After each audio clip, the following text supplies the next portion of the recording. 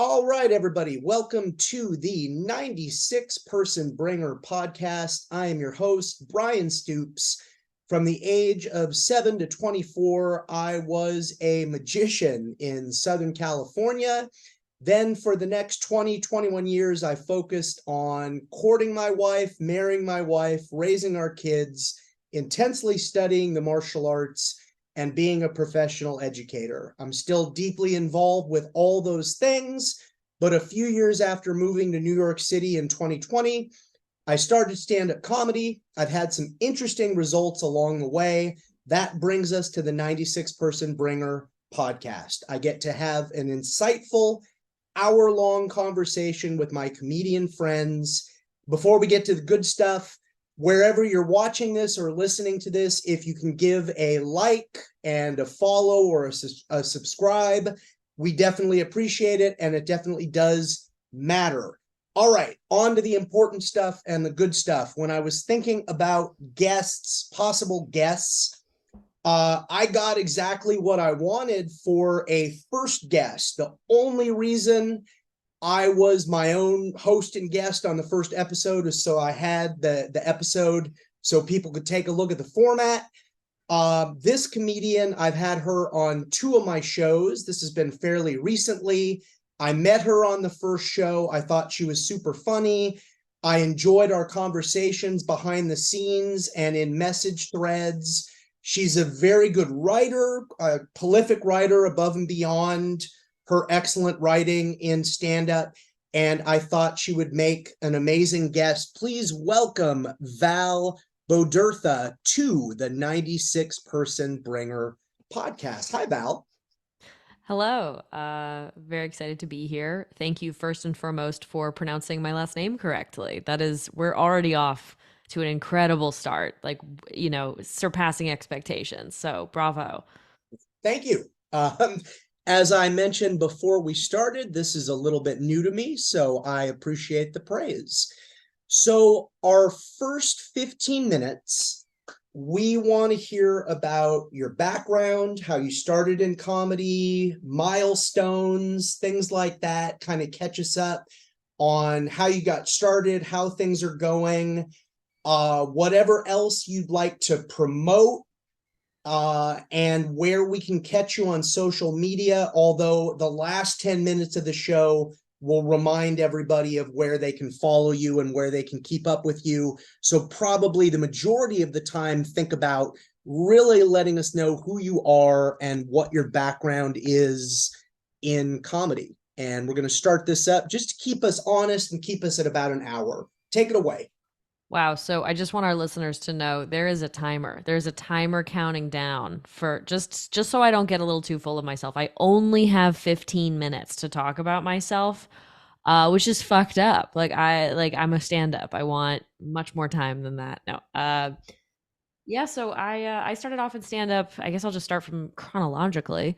I was part of Gotham Comedy Club's Teen Showcase, which a lot of people don't know exists, which is maybe that's a good thing that we don't want to, not a lot of people know that you can see teenagers do stand up about like homework or broccoli or whatever they're upset about.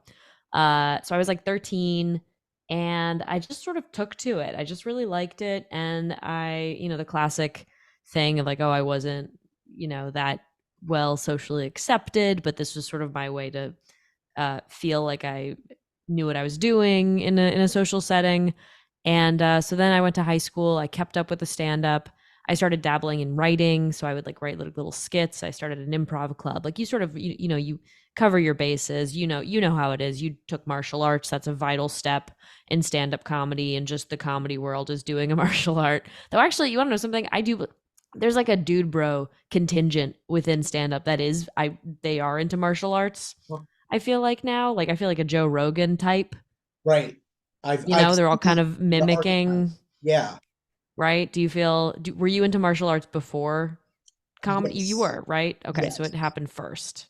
Yes, but I know what you're talking about, and I know the archetype specifically, and I think you're exactly right. There's a similar archetype of women who are into music and comedy. They're kind of like blending they're both about the two. Anyway, this is unrelated. Do you use your martial arts in your stand up at all? Do you do like a flip? I would love that. Not so much. I mean, maybe just the whole aspect of like being up in front, teaching people, which is also what I do as an educator. But so far, so good, and no like fending off angry audience members thus far. That's important. Yeah. That's very we bounced someone. I had a show on Thursday. We had to bounce someone. She got up on stage and asked if anybody wanted to hear her sing. Oh man. Yeah, I told you. Yeah, no, it's a thing. I wish I had your martial arts skills in that moment. She was a foot taller than me too, so I was like, I was brave. I was like, okay, come on, you're out of here. You're out of here. Come on, time to go. But I was inside. I was like, get out, please. I was like, I was shaken to my core every single time. Anyway, so Gotham Comedy Club started there. Then I went to U Chicago for undergrad, kept doing stand up there, produced my own shows at the Revival, and I joined Off Campus, which is the sort of oldest collegiate sketch and improv troupe in America. This guy, Bernie Solins, he founded it coming from Second City. So he sort of started this whole contingent, this whole cohort at U Chicago for undergrads to do improv and stand up. And I get not stand up, just sketch. So then after 4 years there, I graduated. I stuck around Chicago for one more year. I sort of worked at this charity called Poverty Alleviation Charities, aka Letters to Santa, doing sort of producing live comedy events. And then I moved back to New York. I signed my lease February 2020. Classic. I'm a genius, right? And then the pandemic hit. I took a big old break, but I started writing humor pieces.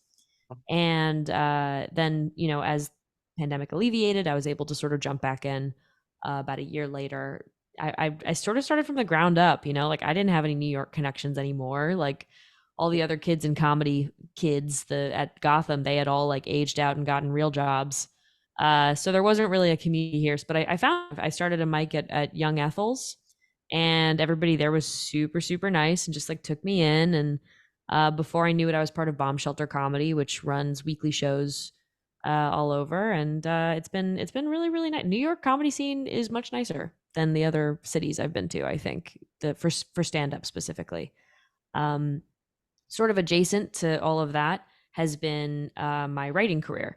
So I do a lot of writing. Like I said, humor pieces. I'm published in like McSweeney's and Belladonna and all of those. And I write screenplays. So my first screenplay was optioned this year. Everything I write has like a funny slant. It's always going to have jokes in it, even if it's sort of like a horror project or something like that, because I do love horror as well.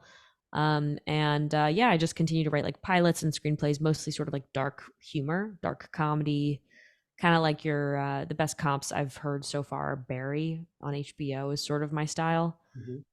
But a little bit more feminine maybe. And I do have one very silly heist movie about three Jewish women pulling a heist on a Swiss bank to steal back Nazi gold. And it's based off of a true story of the Swiss bank stealing the Nazi gold, not of anybody stealing it back, unfortunately. Not yet. But I have two friends who are also Jewish, and I'm trying to convince them to jump on. The screenplay is a screenplay, and it won a bunch of awards and whatever, but it is mostly just like a roadmap for me and my friends and how we're going to do this. So that's how we get to today. And then I was walking in my neighborhood, which is Long Island City in Queens, and I noticed that somebody was producing a comedy show at a bar near me, and I was like, oh my God, like thank God there's no comedy in LIC. So I reach out to the person who's doing it, and I'm like, hey, tell me how this goes. Like, tell me how it is. Are people here nice? How are the crowds? Let me know everything. And that turned out to be Bryan, and that's how we met. Awesome. And that venue continued to have comedy shows without me. We wish them well. Weren't you sick? What happened? Something happened. It was very early. It was maybe one of the first external shows that I tried to produce at a venue, and it went okay. I guess the venue maybe thought differently, so they're working with other people. Oh, I thought you meant when I booked you. The first time I booked you, you had to drop out because you were sick. Yeah, no, that's true. This is your Ellen Dakota Johnson moment where I'm like, actually, Ellen, I did. You were sick, Ellen. Right. So right, do you remember that? I will No, not take that. Do you think you can out guilt me? Do you think you can? I speak guilt so fluently. Like, hell no. Hell no. We got 8 minutes on the clock left for this question, and I'm going to use it entirely to guilt you. no, you win. Where, my Uh, birthday was this week. Where were you? No, I don't know. no. So I misunderstood. No. So that, yes, that first time you booked me, I had COVID. That was my, Right. I've heard of that. I have a doctor's note. I sent that to my Okay. employer. I can Where reset. was I? I apologize. I just Good. got lost in the HR chain. So yeah. Well, long story short, Bryan was kind enough to book me twice, despite not having really seen me live or like knowing if I was an asshole. Like we kind of just like connected about this one show in LIC, me hoping it went well, and hoping that someone could establish like a comedy contingent out here. So yeah, it was very nice of you to book me twice. I like the you sent me some clips. They were funny. You showed up on time. You were nice. You were funny. I People who are trying to get into comedy, you don't realize what a big deal that is. Someone who shows up on time and doesn't like verbally berate you. Those are you're if you're a little nice, I will book you on my show. Yeah. And then Yeah. the second time was sort of by virtue of that other show got handed off to me by another comedian, and it sounded like you were sort of on a list that you were owed a spot, and I was like, oh, Val's cool and funny and punctual and not a jerk. Yeah, let's make that happen. So I love that. Love um, that list. yeah, so that second time was a no-brainer. Above and beyond bombshell comedy, where can people keep up with you and your writing and comedy goings on? Ooh, okay. Well, Bombshell Comedy is an amazing name for a show. I'm with Bomb Shelter Comedy Show I'm at the so Gap. sorry. No, Thank no, you for it's all correcting good. me. Bombshell. If anybody wants that, it's out there now, and it's great. I do worry about putting the word bomb in the name of the show. Like, what if it's like a bad omen or something? But Yes. so far, we've been inoculated from all bombs. It's been How a good did series of you? shows. I'm sorry. How did you come up with the name of Bomb Shelter? Please excuse me. How did you come up with the name of that show? How did you name your show? It's not my show. Well, it's I joined the team. It's Matt Azark and Jeff Cerulli started it like 6 years ago. They've been running it for years. It's been like a mainstay of Hell's Kitchen. You probably passed by the Gaff in Hell's Kitchen. They're there every Thursday at 8. They are amazing. I love those two guys. They're like so good at what they do, and they run a hell of a show. Oh, and it's free too, which is amazing. I feel like I can actually invite my friends, whereas you do some of these other shows, it's like a 2 drink minimum and a this and a that, and it's a lot, like a $25 a Yes. head thing, and it's just too much. So Bomb Shelter Comedy Show, definitely follow them on Instagram. You can follow me, Val Bodurtha NYC. My last name is spelled Bodurtha. It is spelled like it sounds. And I would change it, but it's my dad's name, and I just know he would be so proud of me if he knew I was using it for anything other than stand-up comedy. So I'm keeping Awesome. it. And this is probably a good little, I'm actually doing that show this coming Thursday. So this episode will get released on Monday, October 16th. And then I believe the 16th, 17th, 8th, that's the 19th of October, is looking forward Yes, to doing that show. Yeah, you can see Bryan on the lineup if he doesn't get COVID again. right. Fingers Right. crossed. Yeah. So no, hopefully that doesn't occur again. Um, anything else? Anything else we should know? Anything else, or should we move on? What do you think? I think we can probably move on. Awesome. Okay. So we are going to I'm gonna jump take a sip of to, water. yeah.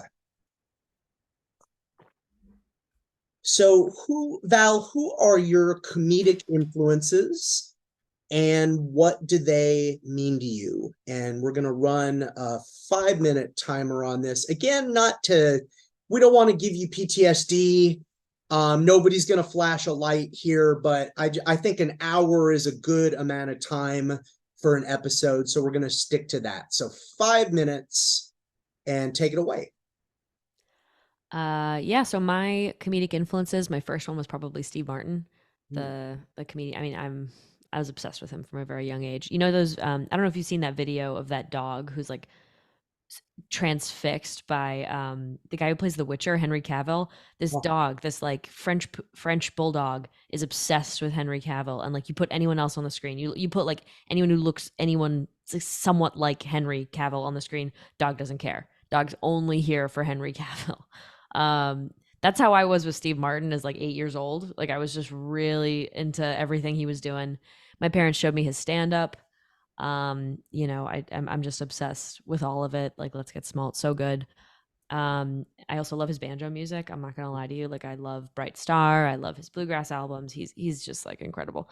mm, Uh, I'm not sure if he's necessarily my influence though. He's the one who tickles me the most. okay. He is so weird and he's like such a comedian's comedian because he deconstructs it and puts it back together, but it's still so entertaining. Um, I think he's the best example of subversive alt comedy Mhm. pretty much of all time. And then you have your like classics like your George Carlin and your like Joan Rivers. They were sort of more my style. But so today my favorite comics are, I'll just rattle a few off, like Pete Holmes, Taylor Tomlinson, I think is really funny. Anybody who's sort of out there doing sort of more observational stuff. I love like a Dimitri Martin. I love anybody like that. Mike Birbiglia is obviously super, super funny. So yeah, just I have pretty wide ranging tastes. Maybe is a good way of putting it. Oh, Eddie Izzard or Susan Izzard. Susan Izzard now is amazing. Susie Izzard, so good. But I think so. I like more of a weird style to consume, to just like rattle my cage. But in terms of where I actually go for comedic inspiration myself, I fall more on the side of like genre parody. Like I will actually consume the content that I am parodying in order to be inspired by it. So Mhm. all of my pilots, for example, are all genre parodies. My heist movie is, I watched Ocean's 11 a million times. My zombie, I have a zombie pilot that's like a send up of the zombie genre. Of course, I watched all the zombie movies in existence. Serial killer comedies, I do that. So I watched like the Dahmer stuff. It was it's a good time. So I love consuming the actual content, and when I'm writing stand up, which is more specifically about me, I'm drawing that from my own life. I'm drawing it from my experiences in New York, living in New York, having an interesting time. Or like I like to talk about Netflix on stage. I love to talk about just like what's on Netflix. Mhm. So I will just sort of consume the content that then I want to turn on its head, and that's usually where I find the inspiration. I talk with my friends a lot about, I have a lot of friends I write comedy with, Yeah, and just shooting ideas back and forth is usually the best way to flesh them out. that's So it's awesome. more homegrown than being like beaming inspiration directly from Steve Martin into my head. Gotcha. No, that's great. Um, Very random. Because this is not a Steve Martin movie. I think most people mentally jump to. My grandparents had The Man with Two Brains on Oh yeah. VHS, and I didn't quite realize until, and I just used to watch it over and over and over again. And I mean, from a very young age, and it took me a couple of years to really realize how bizarre, but I mean, brilliant, absolutely brilliant, especially as a genre send up. Just so I was just talking about that movie with a couple people who are big Steve Martin fans, because it's just kind of an under the radar Steve Martin movie, but really Yeah. fun. Yeah. He bounces off of like a Lily Tomlin so well. Yes. Wait, I want to. Can I show you something? I'm gonna show you Yeah. something. One sec. I'm gonna turn my camera off because I'm wearing shorts. One sec. Fun. Yeah, gotcha. Ta-da! Oh, wow. From the glare.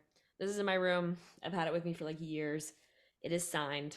That's awesome. I wake up in the morning and I look at this, which I know is a little psychotic. I But this is, you recognize the reference, right? Yes. Oh, yes. Yeah, that's is that Cyrano? It's Yeah, Roxanne, which is one of Rocket my Roxanne, favorites. right? That's his Roxanne. But yeah, His Cyrano is yes, the original. yeah, Yeah, Roxanne he's with so good. He classes up the joint, while still being totally fucking crazy. yeah, he's amazing, absolutely amazing, awesome. All right, well, we are gonna roll merrily along and move on to our next question here.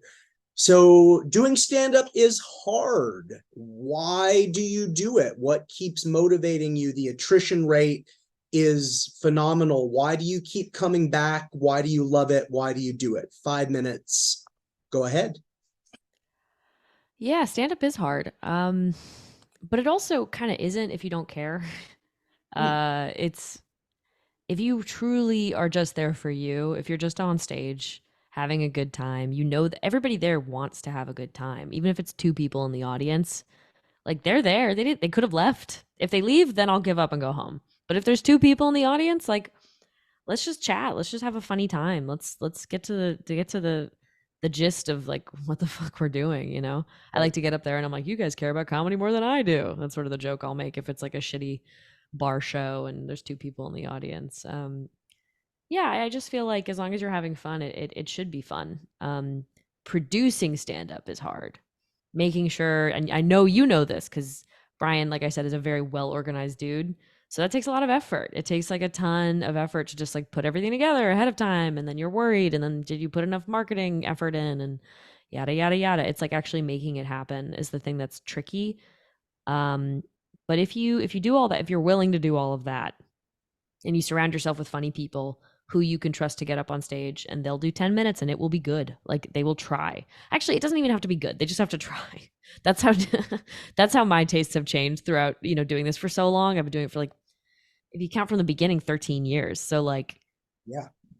I used to be such a snob about, oh, is it funny? Is it funny? Is it getting laughs? And all that's very important. But I think it's also really just about like who gives a shit on stage, like who's trying, but who's also having a good time. Because some comics will get up and you know this, Bryan, like the open mic circuit. Anybody who's listening to this knows the open mic circuit. People get up and they have not prepared a goddamn thing.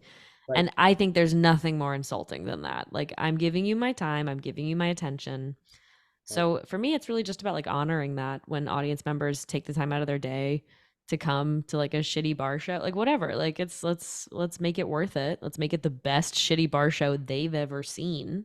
For sure. And then I have a good time. Everybody has a good time. I've been doing a lot of crowd work recently, which has been a lot of fun. I always stayed away from crowd work for like the first, you know, 10 years. Like I stayed away from crowd work. So it's been a lot of fun to like open that up and for it to be more of a dynamic moving target thing. And it's not just you write a joke, you recite it. You write a joke, you recite it. You write a new one, cycle that in. Like it's more of a moving target. I also think that Hollywood moves really slow. And I have all these pilots that I'd love to get made, and I have a short film I did which features Paul Giamatti called Wax Paul Now. Would actually love that if the listeners could go to waxpaulnow.com and sign our petition. It's a movement to get Paul Giamatti his own wax statue at Madame Tussauds.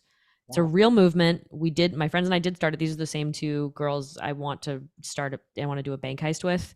Wow. And so we did actually, petition, and it was featured on the Late Show with Stephen Colbert, the movement. And Wow. after that, Madame Tussauds like started paying attention to us. They didn't give us the statue, so we're still fighting. We're fighting the good fight. So I've done some short film stuff, but it takes forever. It really takes like such a long time for anything to move in that world. Mhm. So to have the immediate feedback of stand up, you write something, you put it out there, you can get that immediate feedback, you can post it online. It's such a faster machine Oh, in terms of being able to produce content. So I think it's all maybe someday it won't be worth it, to me, the time, the effort, the train fare. But right now it's been just like a really lovely community. And I don't know, you ever have like a really bad show and you're like, oh, this was awesome. Like you're talking yeah. shit with other comedians and you're like, oh, this was like, look at us. We have a trauma bond now. Yeah. Yeah, absolutely. And you're so the most recent show you did, again, I was sort of fascinated, like, is this crowd work? Is this pre-scripted? It was really well done. And I'm Thanks. not just saying that because we're recording an episode. Like so I really saw what you're talking about kind of coming out in the moment.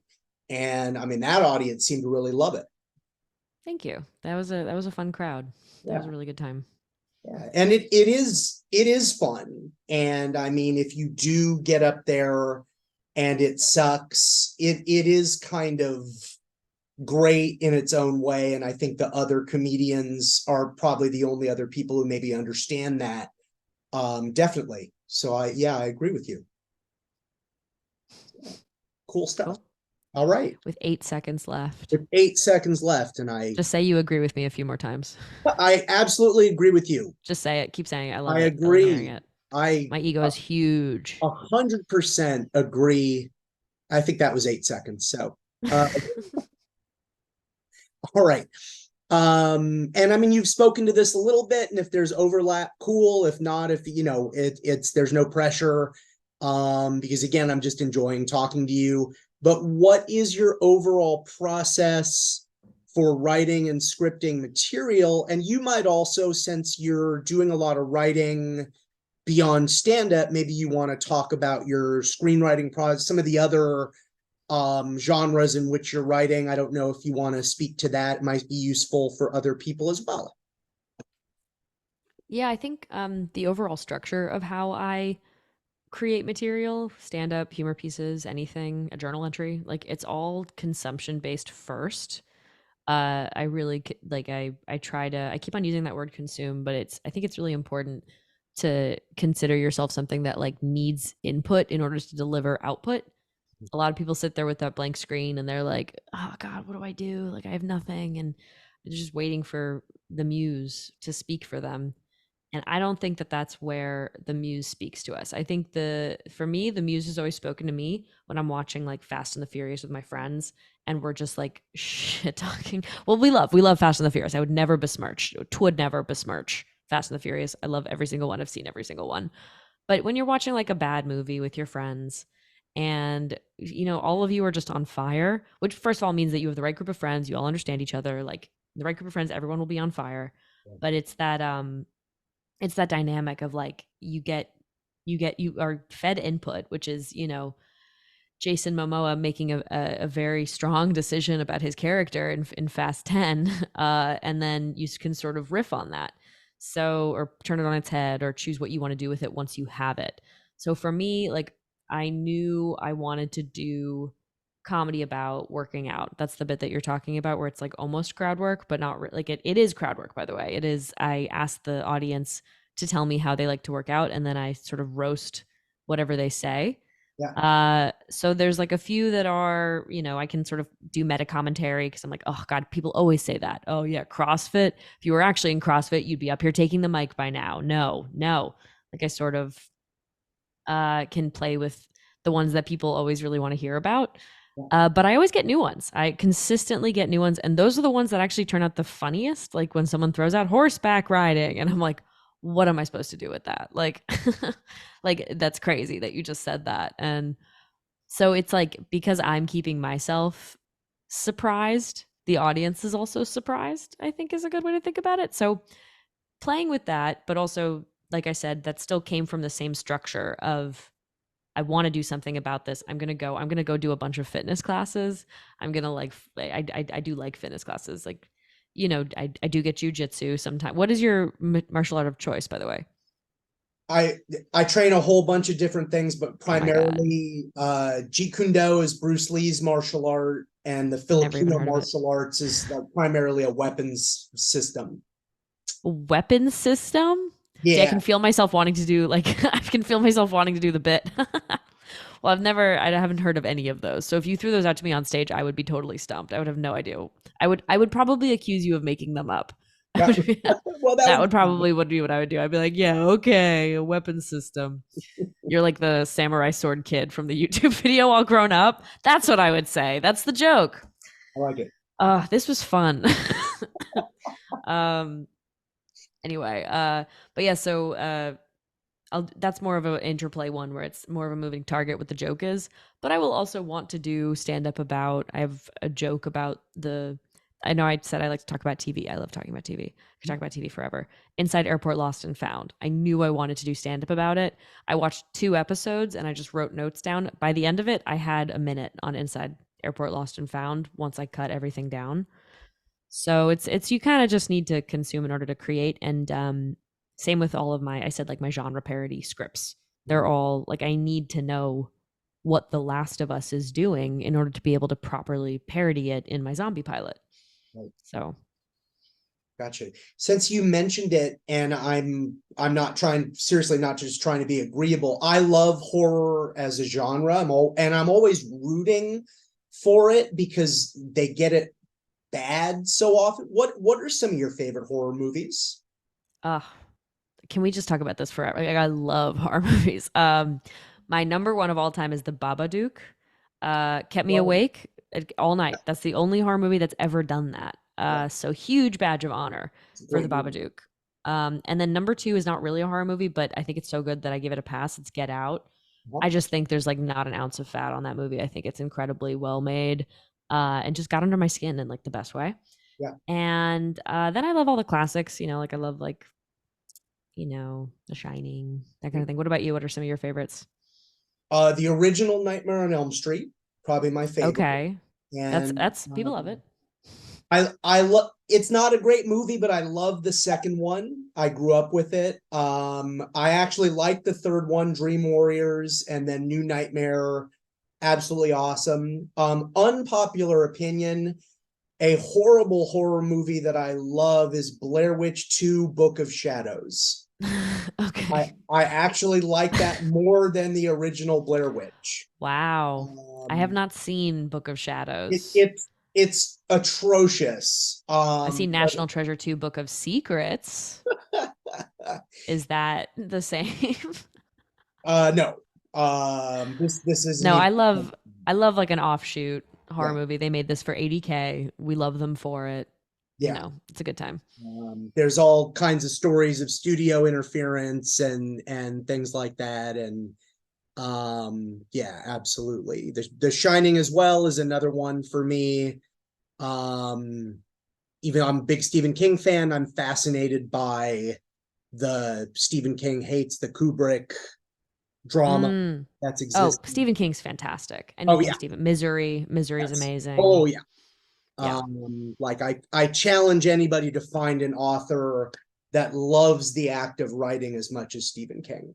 No, no, I couldn't come nearly close to a Stephen King. And I have I'm looking at On Writing right here. It's probably my Oh, I favorite love it. book I have about it on my writing. bookshelf behind the Yeah, computer. okay, cool. We Yeah, both brought our copy of On Writing. Good. yeah, yeah, absolutely. Yeah, we could do another hour. Yeah, Just do a reading. Let's just do a on reading of it. let's in real time. Val and Bryan present. Oh. So describe something you're working on right now in your comedy. You've already spoken to this a bit. Is it a bit, a skill, marketing? Are you working on your hour? Like, what are you doing right now? What are you working on? I'm working on consistency. I'm sort of bad about posting videos, which unfortunately has kind of become like a pretty important part of the process to discovery. Is like I've been working on my Instagram and posting videos when I get good video, which is impossible, by the way. I cannot tell you how impossible it is to get good video. This is actually, if there's any younger comics listening, always take your own video. Always. Because I think clubs, producers, I'm sorry to say, they've lost the video more times than I can count. Like, or the audio's weird. There's so many factors that you can't control. So get yourself a good backup. Get yourself a tiny iPhone tripod and be like that asshole with the tiny iPhone tripod. Uh, just you will not regret it. Because the one time that you have like the best set of your life and you feel like the audience is so hot, and you've got your video and everything's like, you said everything the way you'd want it to be cut for Instagram, which is, by the way, the best way to hold yourself with artistic integrity is to do everything for Instagram. Just also side note, but they're gonna lose the video, I promise. It's that video's gone. They never turned the camera on, actually. So I'm working on just like recording myself and being discerning with what I post, of course, but like not posting once every 3 months like I sort of used to. And I guess I'm also working on just sort of getting like churning out new material and like cycling out my set. If you watched me a year ago, I would have a totally different like 10 minutes, 15 minutes even, which is cool. But I sort of want it to be, I get bored. I get bored really quickly. And I have a theory that jokes have an expiration date, even if we're not aware of it. And it's not like a timeliness thing. It's like a, you get sick of it. And so the audience gets sick of it. So you need to keep writing. So that's what I'm working on. I got a pilot that I'm working on about cults, which I figured you'd be into because horror. And it's like it's a send up of the cult genre. Awesome. Yeah. All right. And for any comedian listening, record every set. That's Val just gave really important advice. And I very early I heard kind of a higher level comedian saying like all of your sets, unless you're looking for your video that you're gonna send out to people, all of your sets are content. And in the moment, I didn't understand that. And I've been trying to post a short a day since June and just gotten some really cool results. And like, it doesn't matter. Even if I bomb, I'm like, all right, this is content chum. And I'm going to post like Bryan Stoops bombs, a super short little title. There's my content for the day. I posted at noon. Post So bombing videos. sure. I got to That's get that amazing. content, Val. Like I whatever love it. doesn't I You really want to matter. know something? That's revolutionary to me. That's amazing. It doesn't, I got to post every day at noon. The shorter the title, the more views I get. And then one other thing that I discovered, people are going to post mean comments. They Just are. post, thank you for your comment. I'm glad you enjoyed the video, and trick the algorithm. I've been doing that, and then I've had zero follow-ups. I know this is anecdotal. Nobody has That's written a amazing. follow-up comment, and then the algorithm's like, man, this guy's on top of it. So Wow. little I I might steal that, like just hit it back to them being like, "Thank you so much." Like I might steal that. yeah, I get the meanest comments on YouTube. Where do you get the meanest comments? YouTube. YouTube. What's wrong with Yeah, YouTube? Oh my I god. don't I don't know. And it all really doesn't matter. And I know everything. I'm like, you probably work for the post office and you're never going to get up in front of a group of people in your entire life. I know all that. It still really Yeah. sucks in the moment, but that's my strategy. Thank you for your comment. I'm glad you enjoyed the video. Two Some sentences. I never. Sometimes you can kind of turn it around on them too. Like this one time this guy commented, I had a video about being Jewish and he was like, "Stick to doing taxes." And I wrote back like, "Oh, buddy, I wish I knew how to do my taxes. Like, that's so nice. You think I know how to do taxes? Like, my parents are going to be so excited." And that comment got like a bunch of engagement. And so but I love just being dumb and being like, "Thank you." Like, he didn't even read it. It's so funny. Nope. It's like perfect. Just troll them right back. Yeah. It's so funny. Yeah, no, I thank you. I appreciate it. The algorithm will note that I'm engaging with comments and we're moving on. I haven't had a single person post then another response. That's amazing because they don't. There's no point if you're like, "Thanks, brother." They're Right. like, "What do they say to that?" Maybe they legitimately think I'm that dumb. I I don't love it. particularly care. So That's great. That's yeah. amazing.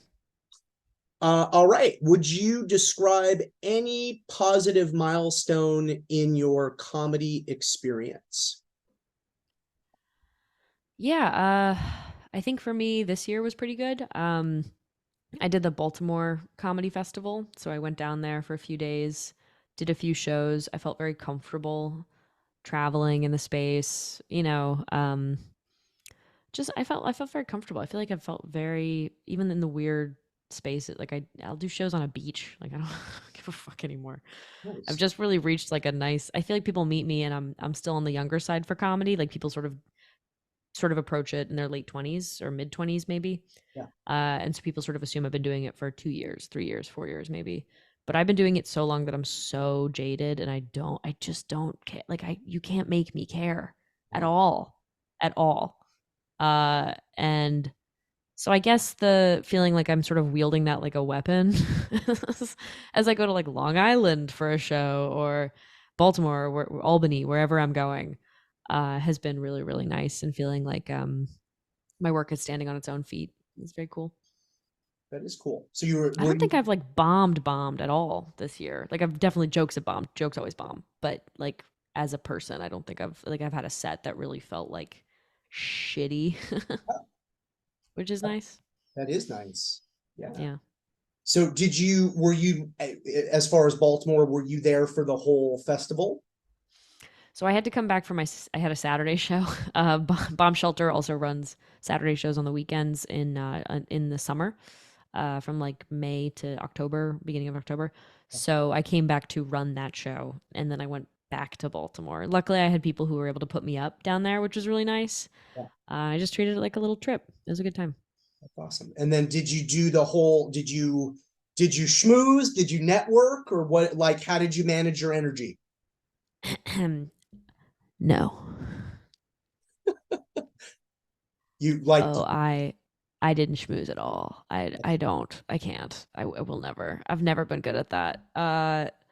Yeah, I brought my laptop with me and I did some work backstage. I guess I talked to other comedians. That's not true. I found some people I could book on my show, which was nice.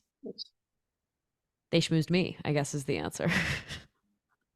But I did not. I wanted to just like eat my packed lunch and just shut the fuck up and go to bed after. So, gotcha. I I don't, think you got to balance it. You're doing so many shows in the evenings. You really just need to like not overload yourself socially. It's too right, much. right. The cool part about there's no, like, everybody's going to have their approach and their thoughts. And I was, that show I did last night, I was crashing by the time, I mean, the show started late. It started at 10:45. I had flown in that morning. Like, I didn't talk to anybody practically, which is Good. very, Good. I'm happy for you. like, Guess what? Now you're telling me we're connecting, because that's also how I like to run shit. yeah. And Don't I talk to me. didn't, and I didn't even have time to be up in my head like, oh, I should be talking to people. Like, no, I'm gonna No. sit here. I need to stay awake. Yeah, Um, you went. That's the important thing, is you went. yeah, So, and the set went well, and that's yeah, so great. I hear that.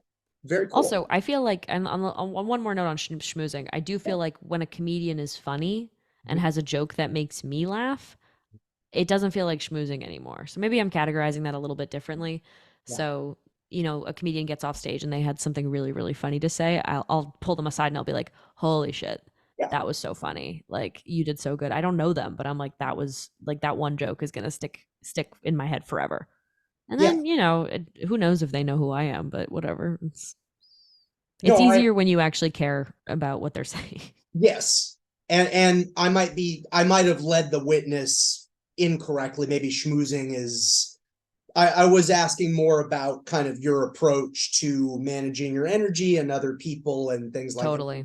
That's kind of where, No, and approaching a festival, like, where do you divert energy, makes a ton of sense. yeah. And yeah, so I was just curious, like, kind of how in that space you operated. And I agree as well. Like, if somebody's legitimately funny, I don't care if they don't know who I am. Like, I want to tell them, like, your bit about such I love that. Like, I agree Oh entirely. yeah. Yeah. Well, when you did that last show of mine, and you were doing your exercise bit, I said kettlebells, and you were like, "Oh, that's just you hitting yourself in the dick," which, like, that was it was just great. Like, I don't know if that was your stock kettlebell answer, but even if it was, that was I fantastic. don't thank you, first of Yeah, all. I yeah. don't remember if that was off the cuff. I do remember being like delighted that you had yelled out kettlebell, and I was like, oh yeah, because kettlebells are silly. Like, you're gonna hit Oh, yourself it in the is. Yeah, dick. you You look totally are. ridiculous. Yeah, Yeah, yeah. you No, look insane. no, that was one of those moments. That was absolutely great. Thank you, man. Yeah. Would you describe a time that you learned an important comedy lesson by having a negative experience? Ooh. I would say on stage, I learned a lesson of not doing comedy. Oh wait, I think I'm frozen. Can you hear me? I can hear you. Your video is just stalled for a sec. Let me try that again. There you go. You're back. Yeah. All right, well, we're gonna forget that last answer and just start over.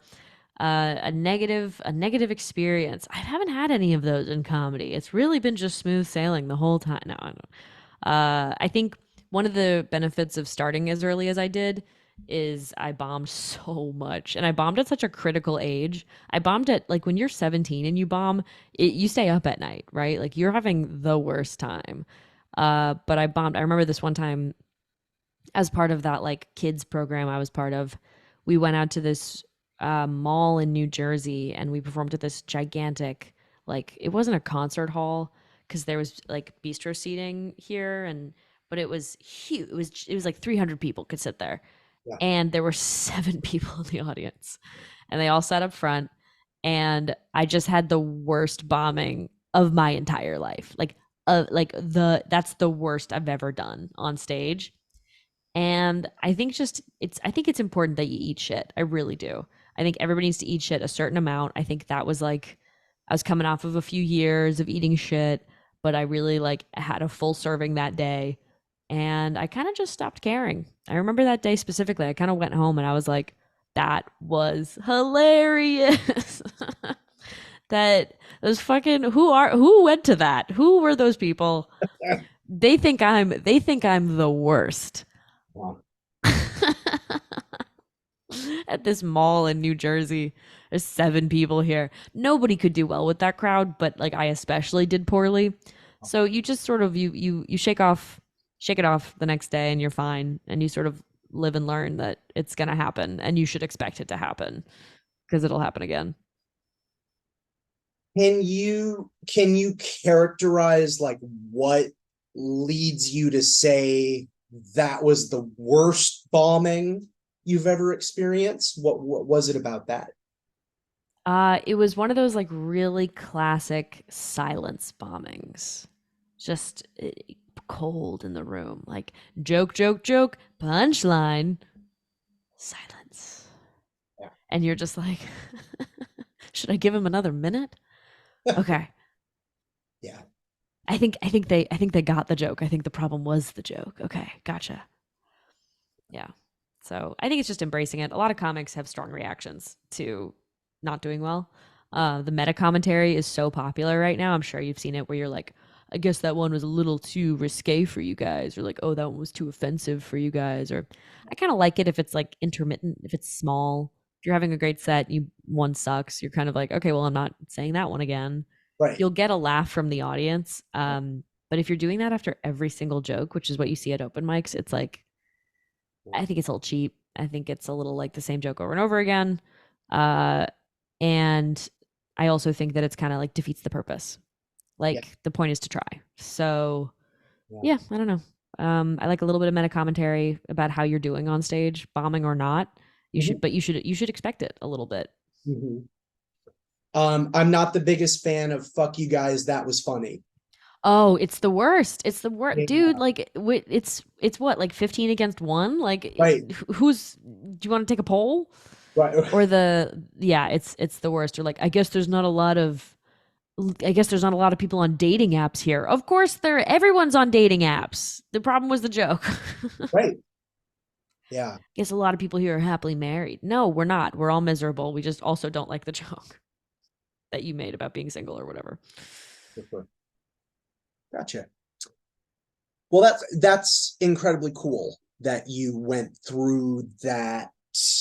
And when you're saying, I don't want to put words in your mouth, when you're saying I don't care, I'm perceiving that as there's certain things you authentically don't care about, but you also kind of again know where to put your care when it comes to your craft and your experiences and things like that. With that ability to let things kind of bounce off you based on experiences like that. Yeah, I would say so. It's like as most things are, it's a sort of uh arms race of kindness. I don't know how to say this. It's like it's a reciprocity thing. The audience sometimes paid a ticket. Sometimes they just bought a drink. Sometimes they just gave you some mozzarella sticks and you got on stage. Like, whatever you're doing, the audience is giving you the gift of, more importantly, their time. Yep. So it's up to you to honor that by trying. Mm-hmm. But if they're talking amongst themselves, you don't have to try as much. If they're being dicks, you don't have to try as much. And then as a separate lesson, so that exists, that is forever. If they showed up, give them your time. Reciprocity. They went first, right? But and then separately is the spectrum of like, you're not gonna make everyone happy. There's gonna be people who don't like your jokes. That means that they're good. That means that they're specific. That means that they apply to people and not other people. And so there's no way to make everyone happy. And also sometimes you're gonna write a bad joke. Like sometimes you just also need to work on your shit. So going in expecting that while still trying. Awesome. I'm gonna move on because that's Yeah. that's an incredibly articulate, insightful answer. So aside from maybe fame and monetary success, please describe what a dream comedy legacy would look like for you. Well, a lot of comics do the sort of like, they're comics first and foremost, and then they also write pilots on the side, or they are TV writers first and foremost, but then they do stand up at, the Improv every now and again. I would love either versions of that. I think because I'm not as much of a performer, I'm more of a writer. I would prefer the latter. But as a comedian, I would love for my legacy to sort of be like prolific. I'd love to create a lot of content, and for a lot of for people to have a lot to choose from. And I'd love to, I guess this is sort of a little, like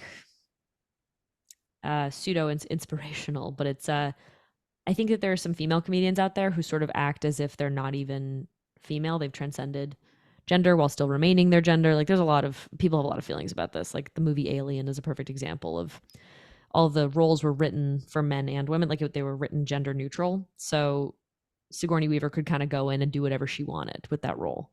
I'd love to approach comedy like that. I'd love to be someone who sort of talks about being female, but it's not like my only thing. And by virtue of like, we've gotten this far on the podcast and I haven't spoken about it at all, like that's freedom to me. Mm-hmm. So I'd love to continue feeling free in that way, while still talking about the things that are interesting to me. So yeah, that's what I want. Awesome. All right.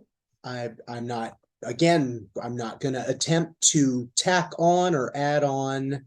I think that's authentically you. So we're going to wrap things up. We have 10 minutes. Again, remind everybody of where they can keep up with you, keep track of you. Anything else, again, that you want to remind people about that's coming up as far as promotion, and just to kind of send us out of the episode and wrap things up. Cool. Yeah. My last name is pronounced Bodurtha. Bodurtha. It's Welsh. I'm Jewish, so just sort of a weird name passed down, and then somebody converted. So Val Bodurtha, Bodurtha NYC, and on Instagram. I'm also on YouTube, where you can see my meanest comments about me. So that's a lot of fun.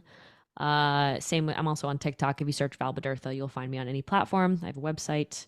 You could sign the Wax Paul Now petition. That's honestly my only CTA, really, is just like, please sign my Paul Giamatti petition.